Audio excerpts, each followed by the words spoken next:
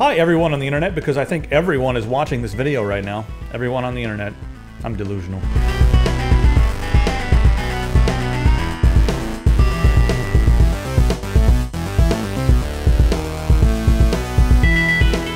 Check out the Roccat Nyth. Features a modular thumb zone area that allows you to individually place up to 12 tactical mechanical buttons. It comes with several options in the box, and you can even 3D print your own. There's also a shift button, so you can have a secondary function for every single button. It also features a hot swappable side grip, so if you're claw or palm, you should be happy with this mouse. For more information, click on the link in the description.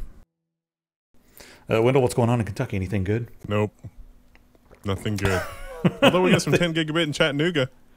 Yeah, it's pretty close. I mean, you could do like they do in Shenzhen. In Hong Kong, they've got amazing internet. They have pretty fast internet in Shenzhen, but everything's blocked. So they pipe it from Hong Kong into Shenzhen, and a lot of the businesses there have Hong Kong internet. Maybe you could just, call up a few people and start duct taping some Cat 6 or Cat 7 cables together and, run fiber from Chattanooga up to Kentucky. What do you think? I think that could work.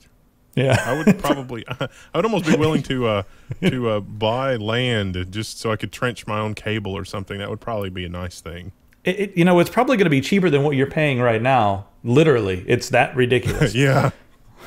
So we've got a lot of ridiculous stuff coming up here. I'll give you a quick preview. We've got lots of stuff going on here in the USA with the NSA and all that nonsense. We're not going to spend an incredible amount of time on it. We've got some stuff going on with GCHQ over in London. So what's up, everybody over there in the UK? Then we've got some stuff going on in Australia and lots of other news. Maybe some hardware news. Well, AMD's not doing so hot. And it's breaking my heart. Man, we need competition. It's good for the industry. So let's go ahead and get started with the first bit of WTF. Windows 10 is forcing people to upgrade. So I haven't seen this, and this little thing comes up. There it is. You got to schedule your upgrade. It forces you to click here to restart, because it wasn't bad enough that this stuff was being downloaded in the background, like 6 gigabytes worth of installation stuff. Now, Microsoft is forcing people to upgrade. And again, this hasn't been 100% confirmed by anyone at Microsoft, but there's some other programs that try to block these things, like the GWX control panel, and that allows you to avoid the upgrade. And even that is not working against this. So, I mean, is Microsoft legally allowed to force people to upgrade to Windows 10? I mean, if this is really happening, are they legally allowed to do that? EULA. I mean, yeah, there's probably enough stuff in the EULA that's like, oh yeah, we're allowed to just do whatever the hell. It's not your computer anymore; it's ours. Remember, because you didn't pay for it, so it's ours, right? That's how that works. Yeah. If one more person tells me that Windows 10 is free, I'm going to punch them in their, I don't know, left ventricle, something. Some scientific part of their body that doesn't want to be punched. They're going to get it. The water's just fine over here on Linux. Just saying. Yeah. Can't wait till I finish my album. I'm going back and playing with Linux a little bit more. Anyway, so there's that. And now, once you're on Windows 10, this is what they're doing. They want people to get on Windows 10 because the Windows 10 start menu is totally their own. I think I'll be switching back to Start as Back as if they've made a version of it for Windows 10. Anyway, so now there's this new thing here. It's suggestions, and you guys have seen that. But yeah, it's they can suggest things and put them there. Some of them are going to be ads, because you need ads in your operating system, right? I mean, I need ads in my operating system. It's free. Everyone, it's free. They're not calling them ads. They're calling them suggested apps. These are suggested apps. I don't know. That sounds worse to me. On Windows 8, so I've got some machines that I haven't upgraded from Windows 10. On Windows 8, I've noticed that the Stocks app has decided to open on its own, and it gets desktop alerts. It's like, huh, that's weird. It looks like, a notification that you get. You get the little color box, and it's from the Stocks application. I was like, yeah, I probably accidentally opened Stocks a few times, but that doesn't mean it okayed it running in the background, and I sure didn't okay it interrupting me. And yeah, I've got to figure out a way to turn that off, or just format the machine and go to Linux. Either one. That's one way to do it. If you actually need Windows 10 for some certain reason, I made a video showing how to turn a lot of this stuff off.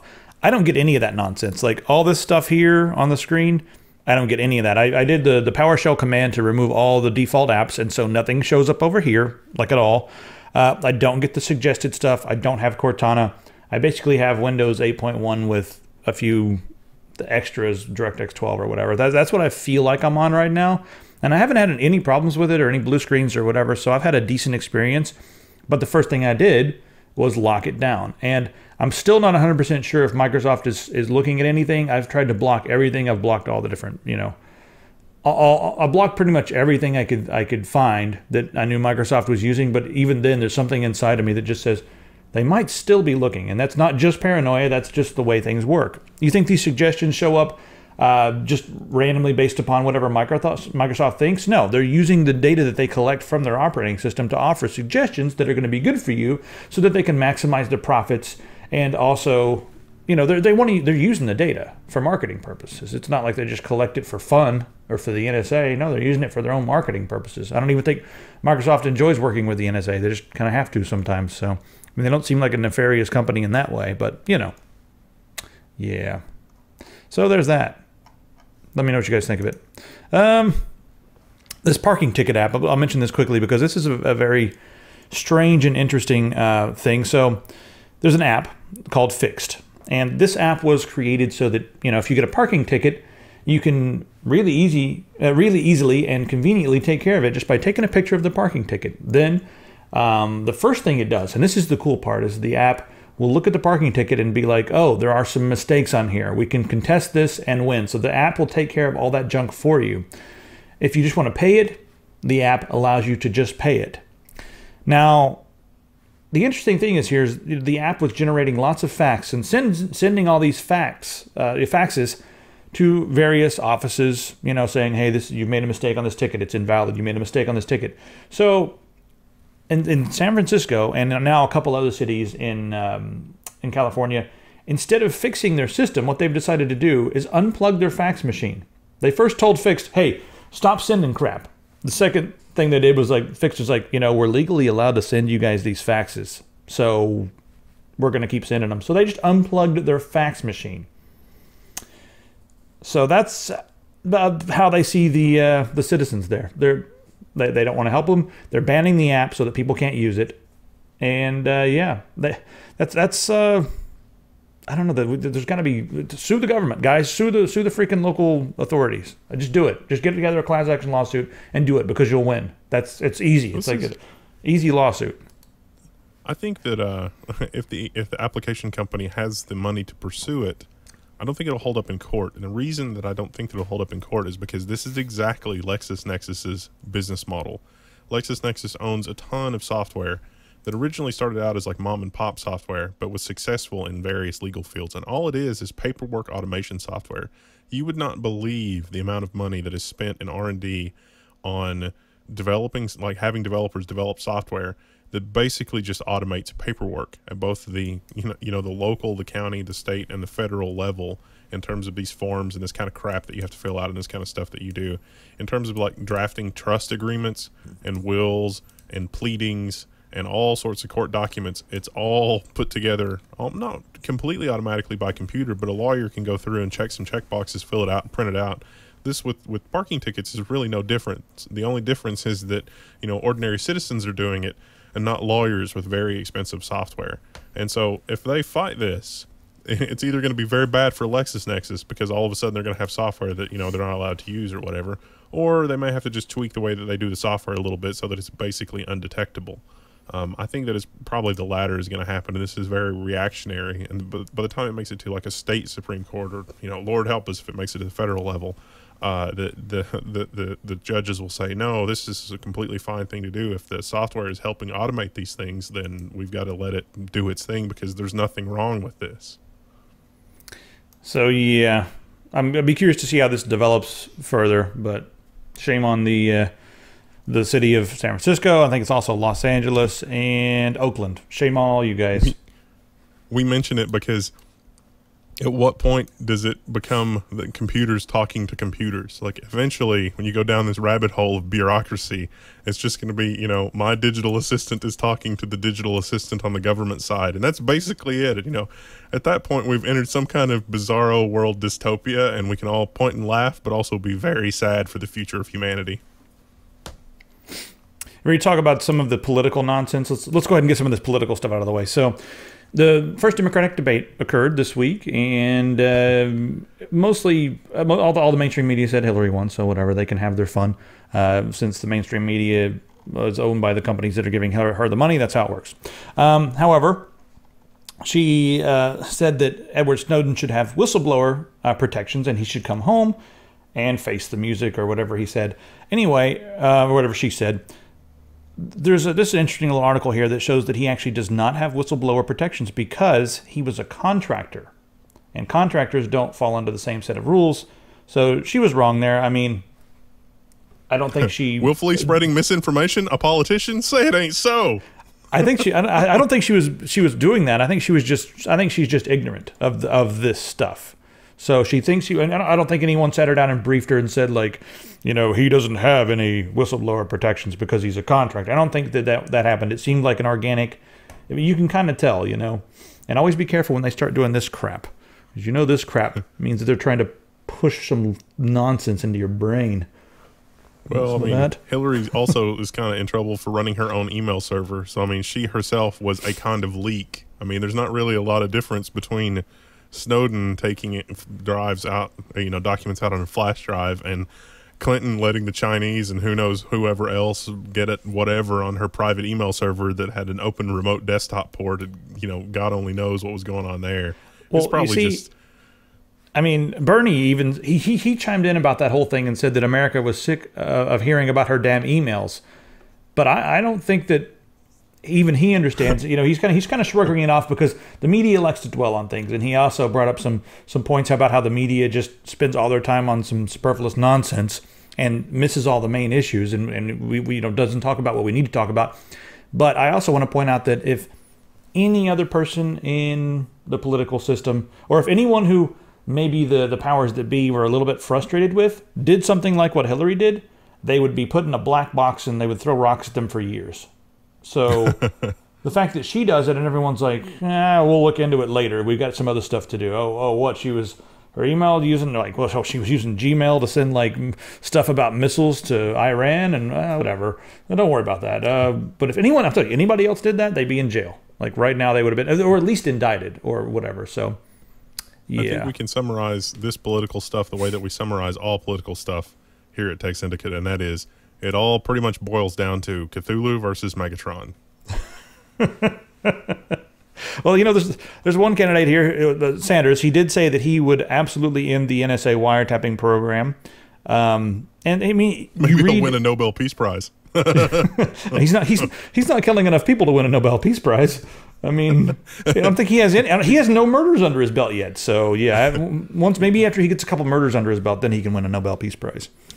Yeah, Bernie doesn't have any secret drone assassination programs that we know of.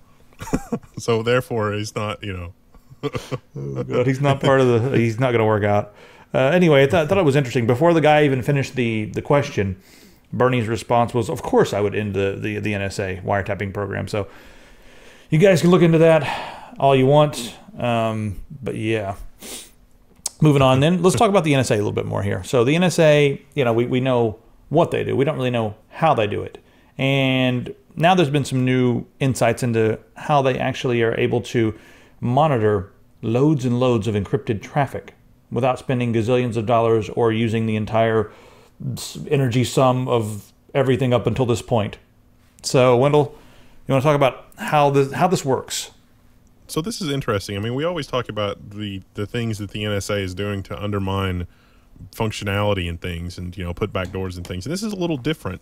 This is some insight onto the mathematical process. So mathematically, the encryption is very solid, but when implementing those math routines, the algorithms in software, that part is a little challenging. And so the National Science Foundation and other research projects in, you know, private institutions, in universities, higher education, are working on these projects, or have been working on these projects through the 80s and 90s and 2000s, and, you know, through modern day, implementing these cryptographic algorithms and implementing the math.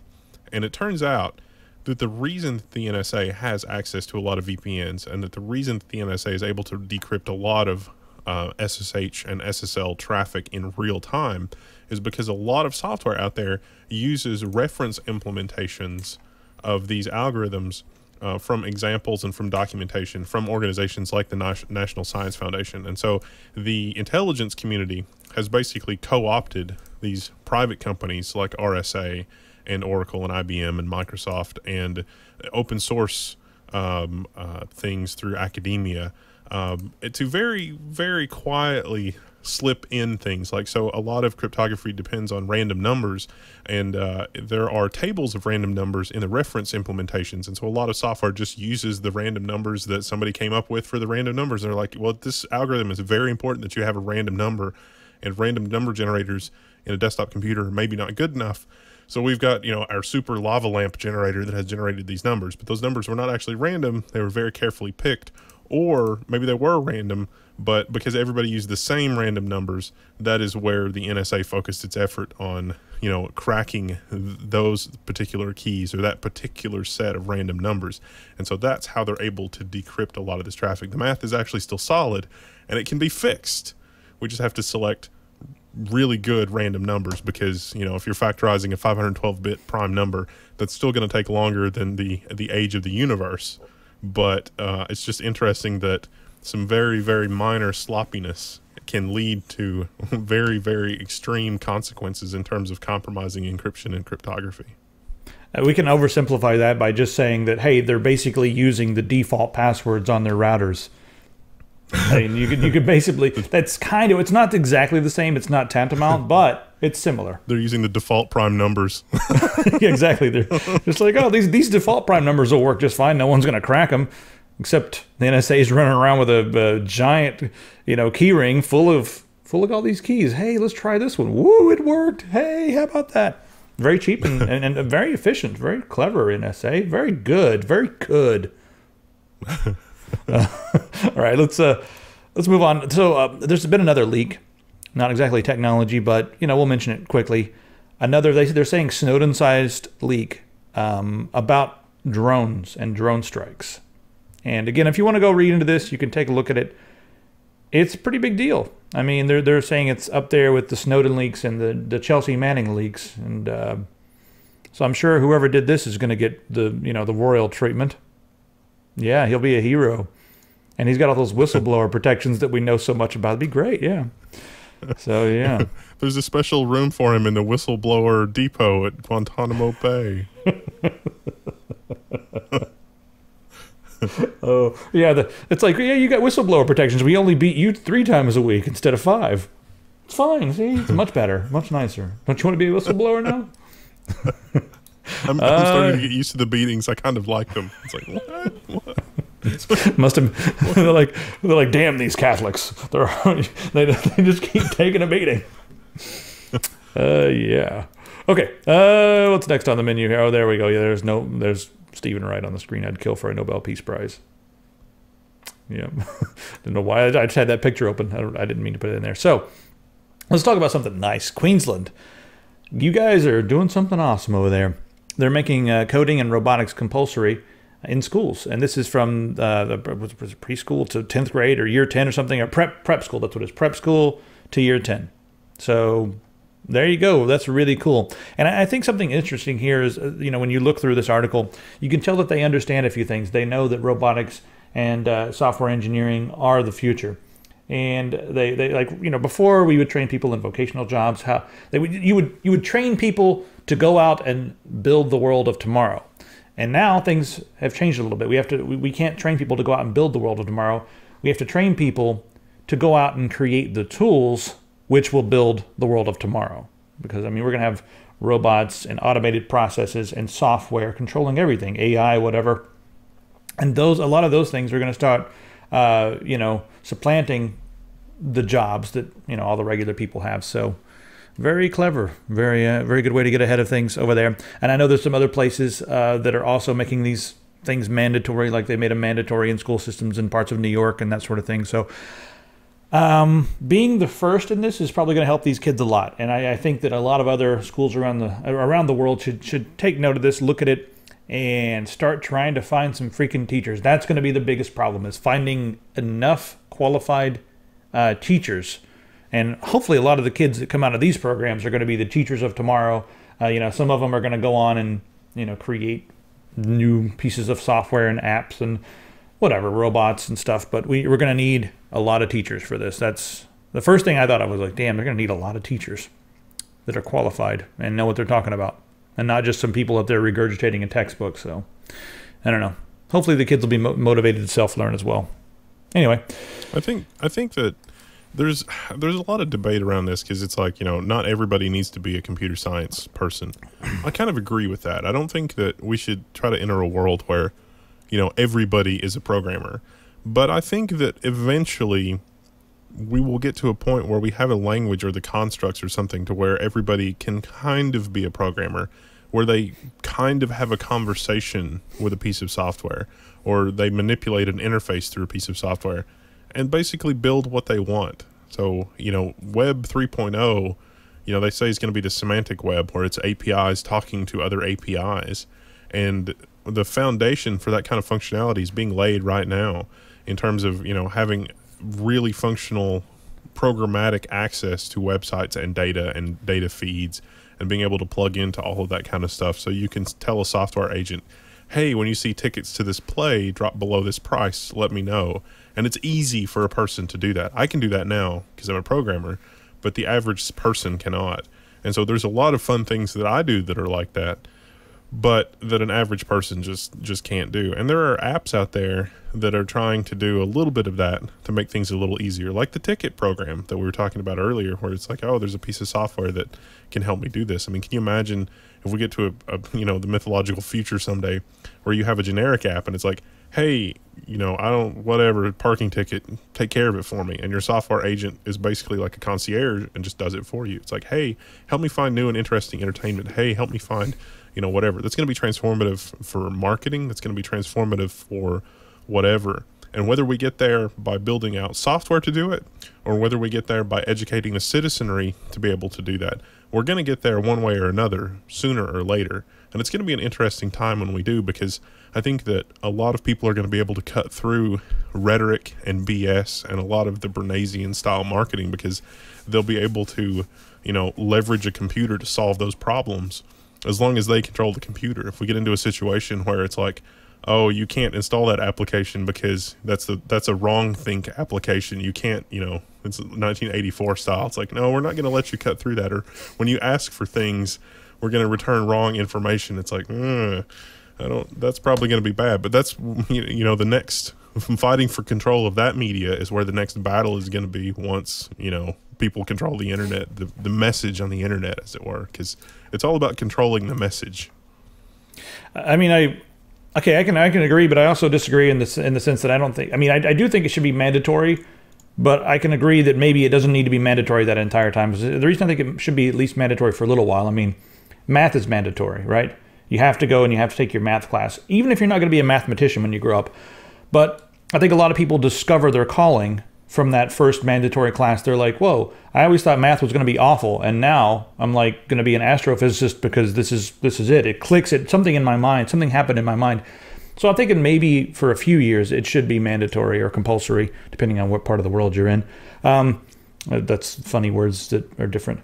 So, you know, I think it'll help people realize that it's there and they can get into it. Some people look at it and they're like, oh, I'm not smart enough for that, when actually they are smart enough for it. They just need to apply themselves. So maybe not the entire time, okay? But I still think it should be mandatory for a little while. Maybe this is a very blue collar way to look at it, but I think that it's more about the education should be giving you the tools that you need to solve problems and intellectually tackle pretty much any situation that you might be thrust into. And so, you know, I think it's a tragedy that things like home economics and balancing a checkbook, or, you know, balancing a budget, I think it's a tragedy that those things are not taught very early and very ubiquitously, in addition to math and that kind of thing. I think it's kind of a tragedy that physics is not taught at the same time as math, because I think that a lot of students would have a much easier time understanding plane geometry and beyond, having that math grounded in physics. And so computer science and programming, I think, is the same way. It's like using a computer to solve problems, like being taught math, and then after you've got the concepts of math, it's like, by the way, you can actually solve differential equations with Excel. It's like, wait, what? I can use a spreadsheet to...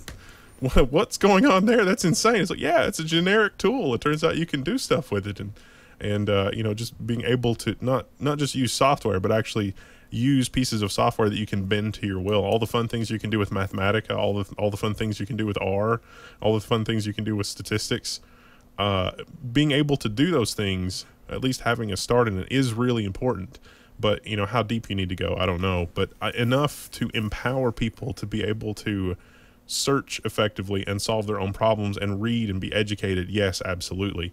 But I don't know that they necessarily need to get into the weeds of those kind of things. Let's check out what's going on in Tennessee. We mentioned Chattanooga earlier, and we've talked about Chattanooga quite a bit. It's a nice picture for how things could be in the rest of the country if the major ISPs didn't have a stranglehold on everything. They basically have all the local governments by the throat. Well, there's a web, you know, a little web company called EPB Fiber Optics in Chattanooga, Tennessee, and they've really they've done more than just install fiber. They have almost transformed the landscape in Chattanooga, Tennessee. They've allowed tons of businesses to move there, which has opened up shops and stores and cafes and all that sort of thing. Well, now they have just, you know, Comcast was trying to stop them from expanding, but they're winning that case. And check this out, 10 gigabits for $2.99 a month. Oh man, that's crazy. That is, if the summers weren't so damn hot there, that's ridiculous. It feels weird. It feels weird having just moved to Seattle and realizing that kind of stuff is almost unattainable unless you live in like the one building that has something good. It's why Chattanooga, Tennessee? Why is it there, not in Seattle? And why is this happening? Also, to be fair, they mentioned it here in the article, but before this, Fibrant in Salisbury, North Carolina, and VTEL in Springfield, Vermont, and also they forgot to mention in the article, but they also have 10 gigabit available to the public in the Twin Cities area of Minnesota. There you go, Minnesota. That's delicious coffee brewed in somewhere else, but in a Minnesota mugs. But anyway, yeah, everyone needs this. And it's really ironic, or not even ironic, that's the wrong word, but it's really funny that over in Knoxville, Comcast is rolling out their 300 gigabit or gigabyte data bandwidth cap. So right across, like basically right over here, two cities in Tennessee, and in one city you've got like internet utopia, and in the other city you've got Comcast rolling out data bandwidth caps. Which is better for the future? That'll be an interesting study. 3 hours of Blu-ray movies at 300 gigabytes. It's like, oh, that's a lot of email. Oh God, that's awful. High def video, not so much.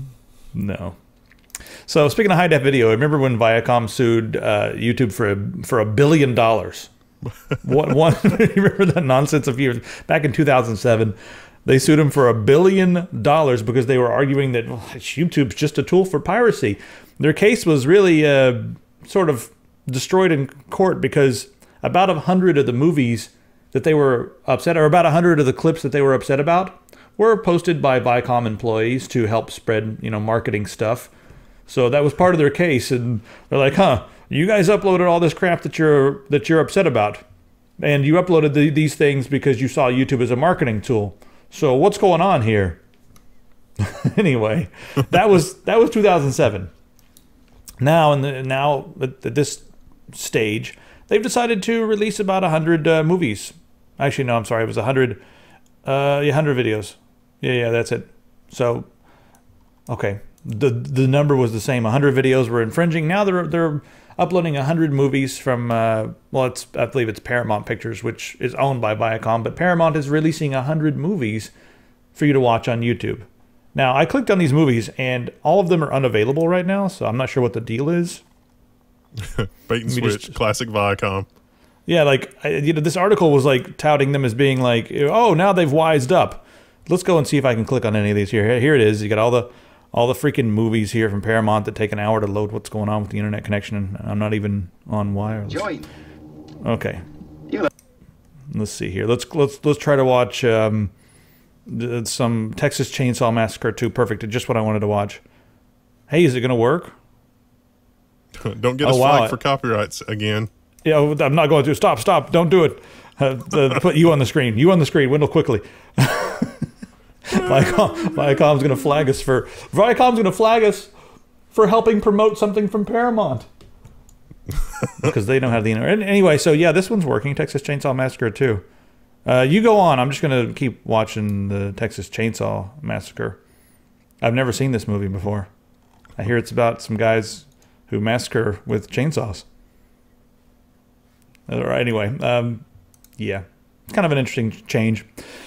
Epic Pants, guys. The Yes We Can shirts are doing pretty damn good. So we've got a couple more weeks left on this shirt. So be sure to grab one before they're gone. It's the shirt of the month.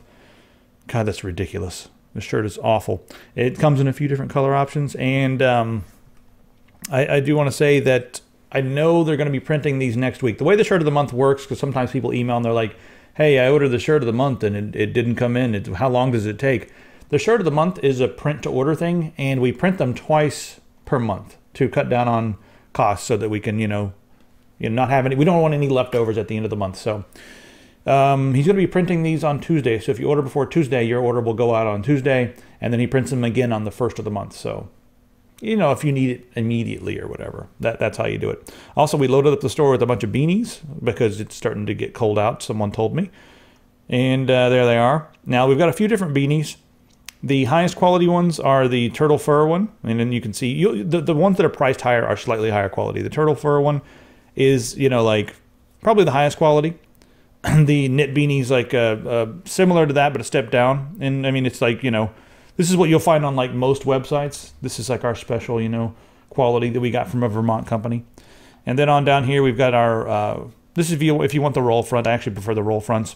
And then my favorite out of all these is it's not quite as warm as the wool hoodie, but the, this one here, the Burning Earth organic cotton beanie, this one feels really good. I mean, it's like you're just going to want to wear it even if it's warm outside. The head is the new neck, and the beanie is the new scarf, you hipsters. I'm just being stupid. So anyway, check all that stuff out, and remember the store is really... the main thing that keeps us alive, and Patreon now also keeps us alive. So guys, we're getting somewhere, and we actually, Patreon sent us half of our first payment, which was a couple grand. So we've started doing some things, and we've got a huge surprise for you guys coming up at the end of the month, but I can't tell you just yet. Can I tell them? Can I tell them what's happening? No, not yet.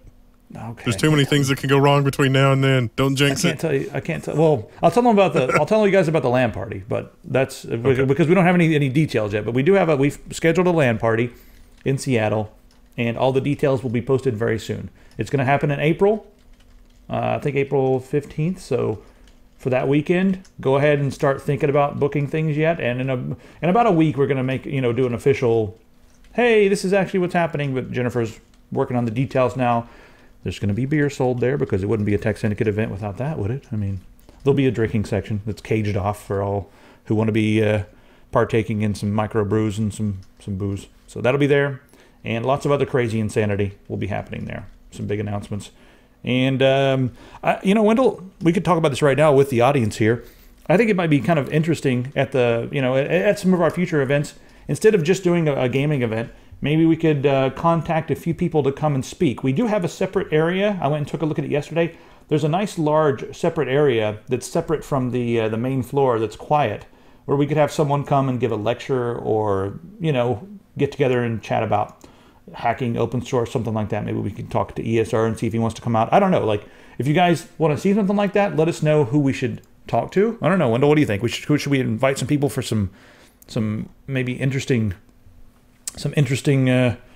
talks or something? I would have to think about it. I'm not sure what the intersection of interests are for people that could be interested and come to a LAN party versus some of the other stuff. I'm thinking hardware hacker, maybe like Raspberry Pi stuff, maybe software hacking. I'm not real sure. So that's why I want to know what you guys would like to see there. If you're going to come, and if it's convenient for you, what would you like to see there? The LAN parties I've been to, typically deal with mostly gaming stuff. But I went to the Nvidia's GeForce LAN party on a boat. They had a long conversation with one of the guys from Dyson about how they implemented all the technologies. And again, this one was all like, how did we do this with the Nvidia GeForce? It was a marketing thing, but they really got nerdy about it. So is that something you guys want to know? There's plenty of indie developers right here. Would you like for some of those guys to come and talk about how to get into the indie development field and how to get your games made? We can probably do some of that kind of stuff, but it's all going to depend on feedback from you guys. And please put that on the website, because I don't look at YouTube that much. The last week I opened up my phone a couple times and looked at YouTube and thought, well, why am I doing this to myself? Put down the phone. Don't. I promised myself I should stop doing this or not to do it anymore on the desktop, so I don't. But yeah. Anyway, Thanks again, those of you that are supporting us on Patreon. So yeah, some things are going to be happening soon. Oh, and we've reached some milestone goals shooting WASD. And we've got some original content coming up for you guys. And we already did a couple pieces. We've shot 3 new pieces of original content. And the podcasts are almost ready to go for people out there who are wondering what the time frame is and that sort of stuff. As the money comes in, we put it to use. And we've got one chunk of $2,000 so far. We got Justin. You may know him as Furman on the website. He has ripped all of the old episodes of The Tech into MP3. So I know some of you guys want, Vorbis or whatever. We could consider maybe converting them all over to that and uploading them as well. And maybe I'll do those as a giant torrent file or something. I don't know. So we're still figuring out the best way to implement it with RSS and all that. And they'll be online very shortly. I'll go ahead and upload this video as an MP3 on the website, and it'll just be a link at the top of the description on the website. So you guys can go ahead and download this one as an MP3 while we finish implementing the system. Okay. Ready to get back to business here? Yep. I like to keep the community on the inside. So Bill Gates is saying that we need an energy miracle, and he's throwing $2 billion of his own dollars at this problem. So he's sort of shifting his focus from diseases and bioengineering and all that sort of thing. And now he's looking at a potentially huge problem. And he says that we really, this is one of my favorite quotes from this entire thing. When talking about the politicians, because there's a lot of politicians in America who totally disagree with climate change, think it's nonsense, and will not allow any scientists to come into the room. Like literally, if you're a scientist, you're not allowed in the discussion because it's too much. This scientist could get rich and famous if we let him in the room, that kind of thing. It's like they think that the scientist is going to monetarily benefit from being... It's ridiculous. But anyway, Bill Gates on that matter says, if you're not bringing math skills to the problem, then representative democracy is a problem. So he also doesn't think a lot of the startups are doing enough. I mean, it's just not happening fast enough. So his goal is, to try to start setting some things into motion to move faster. We don't need we don't need a fix that's going to take 100 years or 30 years or 40 years. We need a much faster fix. So he's going to be pushing companies to do that. So I'm not sure exactly what. There's a lot of stuff mentioned here in the article, and you guys can read the full thing if you want to see, some snazzy pictures of Bill Gates. He does not look as old as he is. It's great. He's doing well. I guess if you have that much money, you can afford to do well. So, he also goes into how we need to incentivize clean stuff because, right now, without any carbon taxes and that sort of thing, there's no incentives. I still don't know how I fully feel about carbon tax. I feel like a lot of people doing the carbon tax are the same people who are going to be making the carbon blocking thing that costs $1 million for your company, and it will help to block the release of carbon so that you can get a better score on your carbon tax while continuing to burn fossil fuels. I don't know if I feel like that might happen. I don't know. I'm always worried about any of that kind of stuff. You got to follow the money. So I don't know. You got any thoughts on this here? You guys can watch the full, watch some of the interview and read through it. But I'm happy that he's putting money into this. As a cycle of carbon, because, he recognizes that even electric cars are still going to be dependent on sources of carbon, burning coal or natural gas or whatever. Mm-hmm. And that's still going to dump carbon into the atmosphere, which is bad. We need to start soaking up carbon in the atmosphere and collecting energy other ways. Solar is one way to do that, but also fusion, maybe nuclear fission. Honestly, nuclear fission is not terrible in terms of how safe it is and how many people die and this sort of thing. It's really honestly not as bad as coal. It's perhaps You can perhaps even like I'm just here on the even waterfront in radiologically Detroit, and I'm talking. if coal is better or nuclear is better because coal has a lot of radioactivity. Jesus. Oh, I was like, a bunch of videos just started auto playing on CNN. Thanks, CNN. All right, start back. Thanks, CNN. It's fine. But, you know, he correctly recognizes that we've got to basically reduce the amount of carbon that we're dumping into the atmosphere. And electric cars is not enough. Where we get the electricity is going to have to be solar or fusion or something. And so he's looking at, you know, not only dramatically reducing energy consumption, which energy consumption on a residential scale is basically down in most areas. I mean, owing to lighting efficiency improvements and refrigeration technology improvements for refrigerators and air conditioning. You know, a lot of power plants, at least all over the U.S., are actually reducing capacity over where it was in the 80s. And, you know, there's not really a super high amount of reduction in commercial sectors, but in terms of residential sectors, there has been. I mean, homes today use way less electricity than they did 20, 30 years ago. And, you know, Bill Gates is sort of tuned into all of that. And he's like, oh, well, you know, private sector, they're dysfunctional. Governments, they're dysfunctional too. It's like, let's $2 billion. We can probably figure it out. It's like, how very magnanimous of you, Mr. Gates. That sounds great. Let's do it. I don't even know if $2 billion is going to be enough, but I liked how he pointed out that it's not just the government that's dysfunctional. But a lot of it has to do with incentives. And then you do look at a company. I mean, even let's take a look at a company like Tesla, something like that. Okay, once you get the car, it's very clean and it runs clean. But a lot of people never connect the fact that when they plug it into the wall, yes, it's coming from coal or, you know, some other in a lot of places it's coming from some sort of energy source that's not clean. So you have to think about that. And also the factories in which a lot of these things are made, how clean are those? So are they still reliant upon fossil fuels, or are they completely, you know, solar? I know a lot of them are going completely renewable. Google's doing some of this. You know, Elon Musk is doing some of this with some of his endeavors. But in most renewable, you know, energy fields, you have to look at the entire chain, and that's kind of what Bill Gates was doing, like you were just saying. He's looking at the entire thing and being like, hey, look at all this nonsense. We've got to make sure that all of our energy comes from renewables the entire way through the chain, and we need to start doing that immediately to make sure that the planet is going to be habitable. So, yeah. All right, Toyota's also aiming to, they want to eliminate gasoline cars by 2050. So they also are saying that, like, hey, listen, 2050, it sounds like a long time, but I mean, for a company our size, one of the biggest car manufacturers, completely, you know, removing the combustion engine, that's a huge deal. So I don't know how I feel about the time scale. I think a lot of it's going to be based upon the fact that, you know, electric cars still not practical to drive across the country, still not practical in many areas, many markets. I mean, you can get them in California, you can get them in Seattle and be fine, but in a lot of markets, it's going to be very difficult. Like if you wanted to buy an electric car in Alabama, where are you going to plug that thing in other than your house? You know, there's not going to be a lot of fueling stations or battery swap stations or anything like that. So they're not 100% practical yet, but by 2050, hopefully they will be. I don't know, and I think the article acknowledges a little bit that, you know, it may not be all electric. They may be, you know, the whole fuel cell thing, and the you know, it's like artificial fuels. It's just not gasoline because, you know, refining oil, we're going to end up using all that oil for plastic and not for fuel. So. All right, so there's an article out here talking about Nvidia. Let's go over and talk about some hardware. I was supposed to be on a conference call with a whole bunch of other press people listening to this, but I was stuck in traffic. I was going to check out the venue for the LAN party and I got stuck in traffic, so I missed it. But you know what? Here's a lot of the stuff that we wanted to look at anyway. So you can do game streaming at 4K with surround sound. That's a big announcement.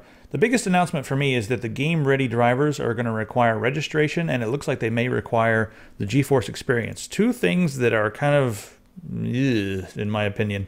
A lot of people out there will defend the GeForce Experience. It's got the shadow play or whatever, which I think is an extremely cool feature. It also goes through and it will help configure your games based upon your system specs so that they run, you know, perfectly. It's cool. I don't really like the fact that it runs in the background and it's just a big installation that it does a lot of junk. I don't like it being there. So I don't install it. I just install the drivers. Now, for someone like me, I'm still going to be able to get the drivers, but only 4 times a year. If they release any updates or if a new video game comes out, And there's some brand new game-ready drivers that have, you know, specific fixes for Fallout 4 or specific, you know, SLI instructions for Star Wars Battlefront or Mad Max or some other game like that. I'm not going to be able to take advantage of that immediately. I'm going to have to wait until they release a new driver on their website. So in order to get the best out of the most out of your graphics card, you're going to need an account where they can also, they'll get your email address and they'll hoover up some data, if you will.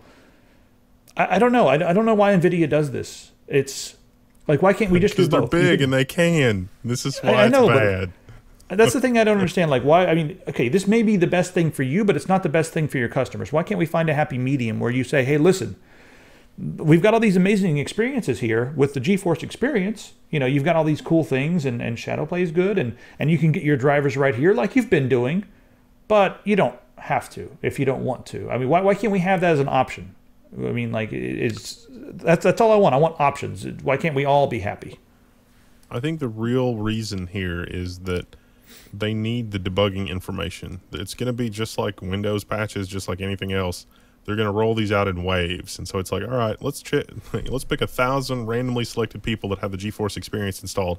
Let's push this insanely buggy driver out, and then let's watch them use the computer and see if anything bad happens. It's like, oh, yep, something bad happened. It's like, okay, well, we shouldn't push that one out. That's what they're going to do. I mean, you guys are going to be the ultimate beta testing army. That's going to be amazing. So it's like, no, I'll just wait for the website download. Thank you very much. Four times a year, though, for the website download. Only 4 times. And then for someone like us who, when we do our benchmarks and stuff, people are going to expect to have the newest drivers. So we'll create an account for that, and we'll have GeForce Experience running on the test, the test bench over there. But why can't they go ahead and do the bug testing with the installation base that they already have? I mean, wouldn't that be enough? That would cost more money. They could just they could just crowdsource it. It's like, isn't that a thing? It's like, oh, we're just going to crowdsource this. It'll be fine. Yeah. No, I don't. At the same time, AMD reported a $65 million in APU inventory write-down. Well, ew. Yeah, here it is. Yeah. I'll bring that article up. It's earnings per share they lost is negative a quarter. God, I don't even know what to say about AMD. Things are not looking good for AMD. It looks really bad. Well, there's that other article here that says that Fujitsu, is that what I'm saying? They've got a partnership with Fujitsu, but Fujitsu has an 85% interest in that partnership. So this is a new venture from AMD and Fujitsu. But this comes on the heels of the HBM guy leaving AMD, or the HSA guy, I should say.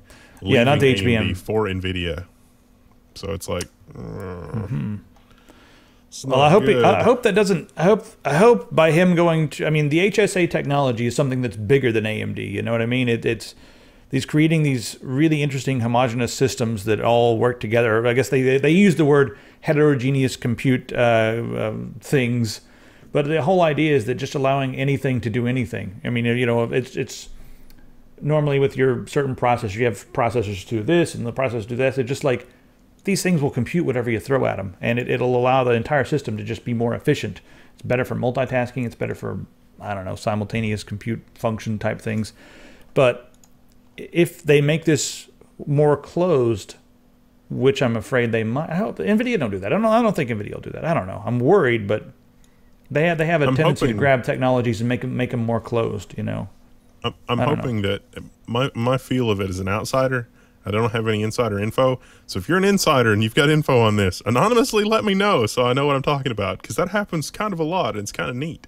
I think that AMD has been starved out of access to good fabrication facilities, and that is what hurt them, because everybody is buying time on the smallest fabrication process they can possibly get. And AMD's, sitting around here with still 65 nanometers. Not really, but it's what it feels like. And it's like, oh, yeah, we need some time on that 16 nanometer process. Can we get some time? It's like, oh, it's ludicrously expensive. Oh, I guess we're going to have to go down to the corner Kinko's and have our CPUs run off there, I guess. It's like, oh, no, we can't do that. That's really bad.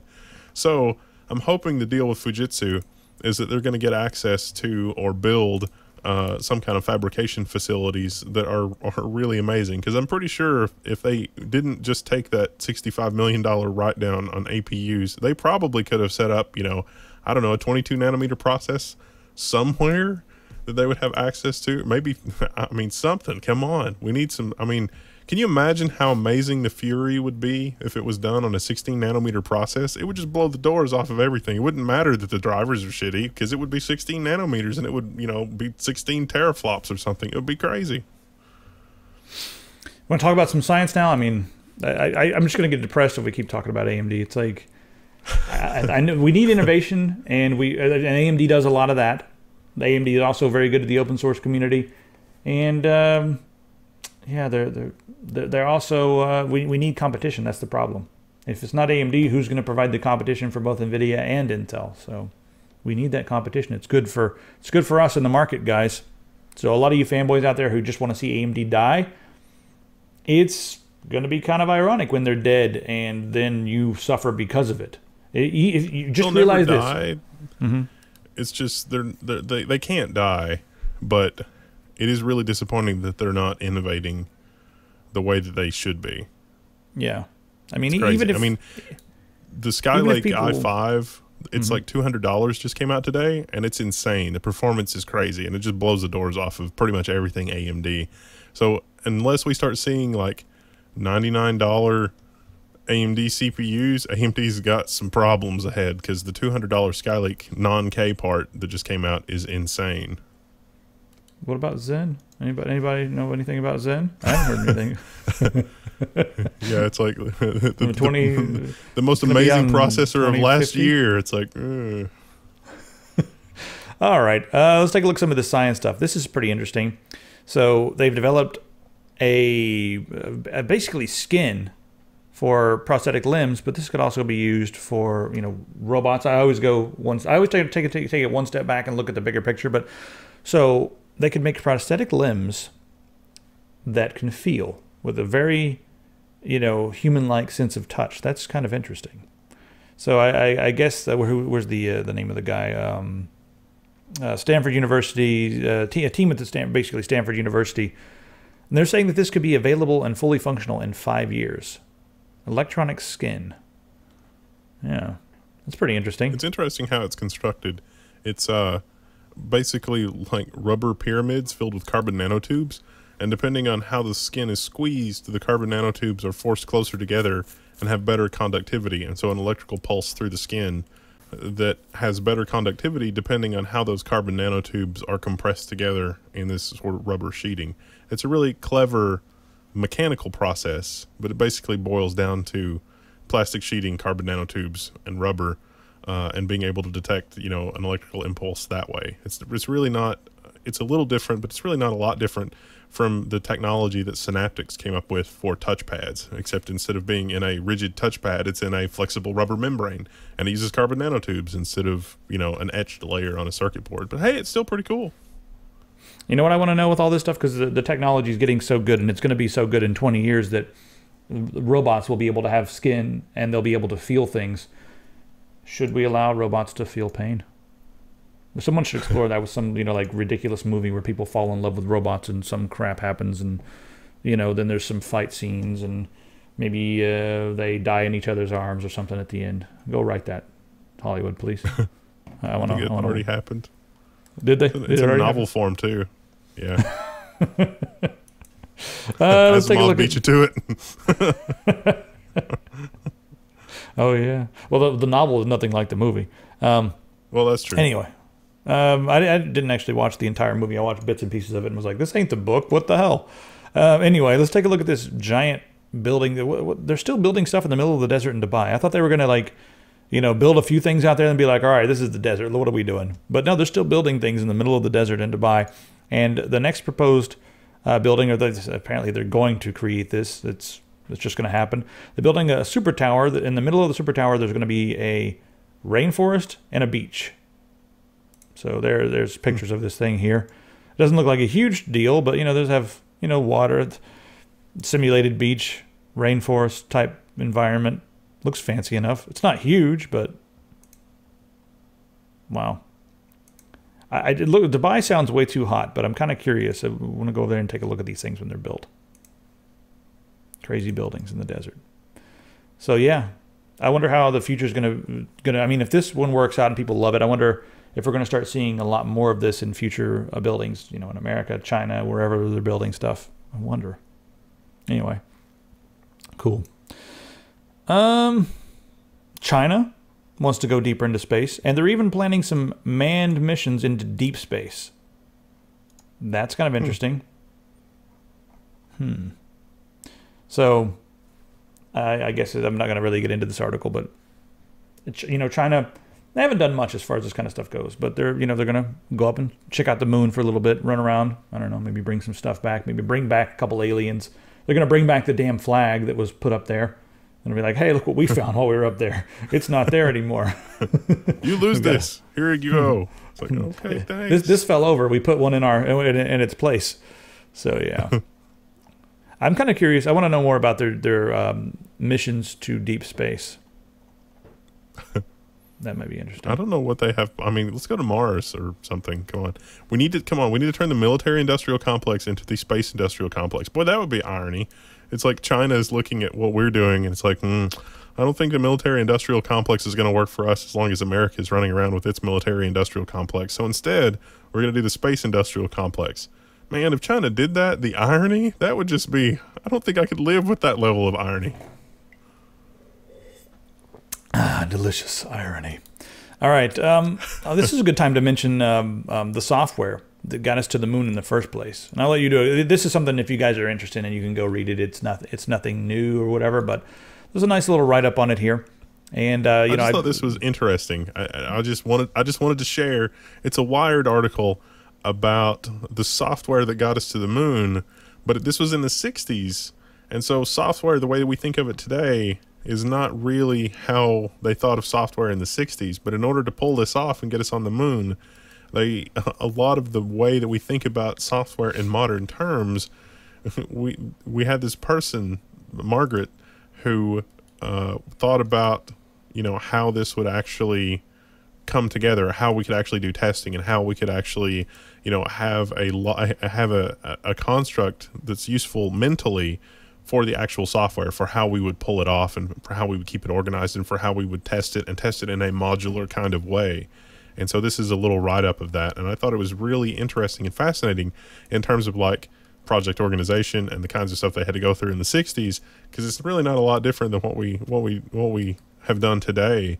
It really, you can see a lot of precursors of modern methodology and modern systems, which is amazing considering it was the 1960s, and we really did not have any computational resources in the 60s to speak of. It's really terrifying, because the Apple Watch is like 25 million times more powerful than the computers that got us to the moon and back. So I mean, it's really there's something to be said about that, and we haven't been back. That seems like a problem. Yeah, we haven't been back because they did all this work. They spent millions of dollars, and they hired thousands of employees at NASA, all just to go film in that film set in Burbank. Yeah, anybody out there? No, I actually, I'll state this. We landed on the moon, and I'm sorry that a lot of you people out there believe the stuff that's being said by some guy who lives in a trailer in the middle of the desert, covered in cats 24 hours a day. He's like one of the main guys behind the moon conspiracy stuff that everyone cites. Guys, we landed on the moon. The biggest shame is that we haven't been back. That's it right there. So stop bickering about nonsense. Anyway. Remember, space industrial complex. We got to mine those asteroids. There's oil, and then there are asteroids. There's oil on the moon. Come on, we need to go. There could also be aliens building Dyson spheres. So this is another article out there. It's an orbiting star near the Milky Way, and only the Kepler telescope can see it. We can't see this star with the naked eye, but they found it, and they've been monitoring it for a while. And one of the things that's interesting about this star is that not all of the light reaches us. There's like interruptions, and it seems kind of random. And sometimes, I mean, if a planet blocks the view, maybe 1 or 2% of the light would be, I don't know, deflected or blocked. But this is like up to 1/5 of the light of the star being blocked, and it's random where and when it's being blocked. So they're like, is there a Dyson sphere built around that star? absorbing everything. That's the way most, like out there idea. But to be fair, this is okay. So when you have a science program in school and you've replaced letter grades with gold stars, these are the kinds of things that you get when the journalist has been through such a science program. It's like, oh, definitely I get a gold star sphere. in science. It could totally be this. And it's like, no. You sit down. No, this is not. I'm sorry. No. There's probably a million other ways to describe it, but that's the one that everyone's using. They're all saying it's definitely a Dyson sphere. Spear? Dyson spear? That's yeah. That's the relativistic doomsday weapon where the Dyson spears. It's this giant space spear that's going very near the speed of light. You can't even see it coming, and then when it hits your planet, it explodes because even though it's very small, it's traveling near the speed of light, and so that's an insane amount of energy, and your planet just goes. We better call Bruce Willis to stop it immediately. Like right now, call that's Bruce actually Willis. what we're seeing around that star is that somebody had a Dyson spear. It was all just a misunderstanding. The Dyson spear exploded a planet, and so now it's a series of comets and other space debris that's dimming the sun by about 20%, and it's just randomly dispersed. The interesting thing is that if that is what it is, the explosion, not the Dyson spear, but normal cosmic things that cause that, if that is actually what has happened, it had to have happened relatively recently in a cosmological scale because it would settle down fairly quickly. The gravitational, situation and all of those particles would sort of start to coalesce, and we wouldn't see this 20% interference pattern in the light from this star. So it would have been a planet destroying event, like something like that created our asteroid belt, where our asteroid belt used to be a planet maybe. And something caused it to explode, or an event like that formed our moon, but was even more devastating in terms of the event. The debris around the star, something like that had to have happened recently, like on the last several thousand years recently, which is pretty cool if that's what it is. Of course, it could also be a Dyson sphere.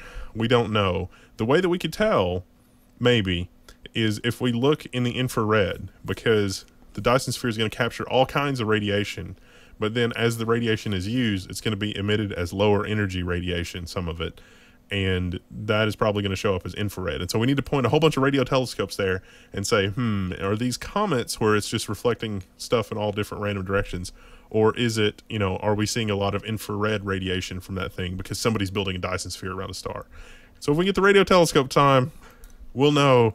We'll follow up on that story. You guys can guarantee it if you keep watching. We will totally let you know. But it's probably comets, probably not aliens. Like, I mean, I wonder if they should even use the resources to test for that kind of stuff right now, because that's the most far... Aliens, that's the most out there, least likely scenario. So should they waste the resources testing for that first? Or should they look at the stuff that's the most likely and then work their way to that? I think that's what they should do. I mean, and the other thing is that... What's that? One scientist had commented that, of the hundreds of thousands of systems that they've cataloged with this type of system, they have not observed this kind of interference pattern anywhere else. And so in that regard, it is unique. We should totally get the infrared time on just because it's such a rare phenomenon, whether it's aliens or not. We should totally point everything we've got at it just because we haven't seen it before in cataloging hundreds of thousands of systems that we can see. Now, granted, we don't have a lot of detail about those systems, but this one really, really stands out in the data set because it's so unusual. So test for everything immediately. Just point everything at it then, what you're saying. It'd be nice. It's not going to happen, but it'd be nice. Yeah. Spend all the monies and point all the things at it. Transparent, fully transparent solar cells. This is really cool at the Michigan State University. They've created a fully transparent solar cell. Can you imagine making like a glass ceiling out of these things? Maybe your windows are going to be made out of these. You could start making plenty of devices out of these things. So that's a pretty cool thing. I'm not sure how soon we'll be seeing this in the home, but another pretty cool step forward. I don't know how I feel about this, because the physics lesson here is that they have to be converting something into energy, and if they're letting light pass through, that's light that could be converted into energy. I mean, the most efficient solar cell is going to look like a black nothing. There's not going to be any reflection or anything. It's just going to be a big black nothing. So yeah, but I mean, let's say really you're like going to know have the efficiency. You're going to have windows in your home regardless, and in an office you're going to have windows. Okay, why not let them absorb something? You know what I mean? Just you have to have windows. I mean, I wouldn't have a place without windows. I wouldn't cover my entire place in black solar cells. So I don't know. It might be a good way to have a window and generate power at the same time. It could be that it absorbs, infrared and ultraviolet. Okay, that's cool. If you most have a house, solar cells don't do much of that. Yeah, they do some of it, but not much of that. Yeah, that would be cool. not they're not really good at absorbing the entire spectrum. Infrared usually is not high enough energy for the mechanism of the solar cell to really be efficient. It's the longer or the shorter wavelengths, but they're getting better. Infrared is actually useful for the solar where it's like house heating. I saw a translucent solar cell that let the infrared pass through, and then they had copper coils underneath it. And this was like 10 years ago, and that actually worked really well because they had the photovoltaic on top that would charge batteries, and then the water heating part they used for water heating and water decontamination to kill all the microbes and the bacteria and stuff in the water. That worked pretty well. There's a pretty interesting conversation going on here with it's time to switch over to gaming. There's a pretty interesting conversation going on over here where some of the people involved with The Witcher 3 are saying that they want bigger games. There's been like a back and forth with a lot of people in the industry. Some people saying you're just wasting resources creating a game that's 100 hours because people are becoming more casual, or the audience is becoming more casual. They don't want huge, big, involved games. They want shorter games. But I think that both are valid arguments, and so we don't even really need to have an argument. You can create a huge game. You can create a small game. The thing is that the audience is now bigger than the motion picture audience. The games. I guess the video game industry is larger than the motion picture industry now, as far as just how much money it generates, how big it is. So, guys, there's room for everything. That's what I'm going to say as far as this argument goes. You can make a short casual game and find an audience. You can make a huge game like The Witcher 3 that has over 100 hours of gameplay, Fallout 4, the stuff from Bethesda, these huge involved RPGs like Pillars of Eternity that have 30, 40 hours of gameplay. You can make those games and all have an audience. It's just huge. That's my take on the entire thing. My postulation is that there's something they're not talking about here, and that is the cost of producing a game that is 100 hours. If you are, I don't know, Electronic Farts, and you're producing a game, and you are like, well, we can make this game 15 hours long or 150 hours long, and they're both going to sell for $60. It's going to be 15 hours long because, hey, Electronic Arts. It's going to be great. Yeah, they'll save a bunch of time, and they'll put all the rest of their money into marketing. There you go. Spend or bazillions, or executive bonuses, or not paying the programmers. All these are valid responses, guys. I don't know. Indie games, that's where it's at. So, I mean, and The Witcher 3 is, by definition, an indie game. It's a huge indie game. So, still an indie game. If we can't make 150 million on this next title and only be a 15-hour game, then double shifts for everybody. But if we actually sell a whole bunch of copies and make a ton of money off our 15-hour game, we'll buy these gilded whips to whip you with. Wouldn't that be nice, programmers? That's exactly what happens inside Electronic Arts. That same Catholic guy works there. He's like, oh, that'd be wonderful. Why is there... PC Gamer, they had to use this picture of him in the bathtub. Why is there a ferret weasel thing in the bathtub with him? Who photoshopped this in? And I just caught this. I was like, well, someone's being clever. I don't remember that being in the game. Is that a secret unlock or something where you can have your ferret in the bathtub with you? I don't want to ever say that sentence again. You see the picture there? There's a ferret with him in the bathtub. That's definitely shopped. I've seen some shops in my day. I can tell by some of the pixels. But the question is it a ferret or a weasel? And did we actually land on the moon based upon this photo? More fun than a barrel of weasels. All right, guys, that's pretty much it. Thanks again to everyone who supported us on Patreon. You guys are keeping us alive, and let's just keep on send all your money. Just do it, and we'll put it to good use. You guys have my word.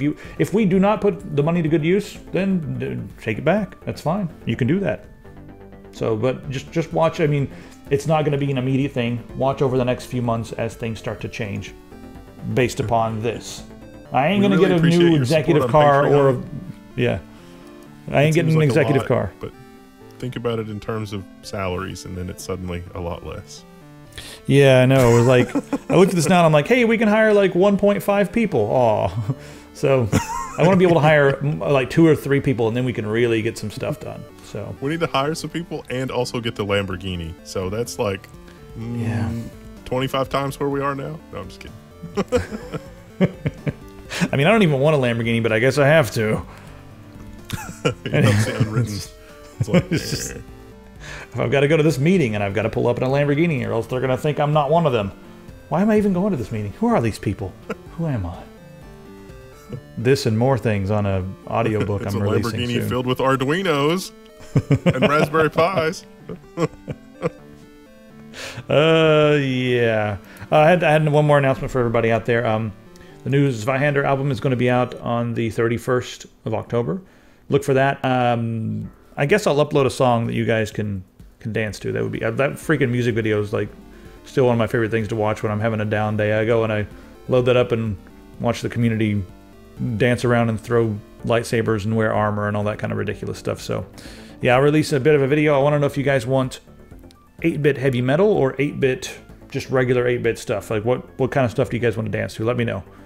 But yeah, the 8-bit metal is kind of ridiculous. Anyway, see you guys in the comments on the website, and thanks for being the best community on the internet. I've done studies, and it's true.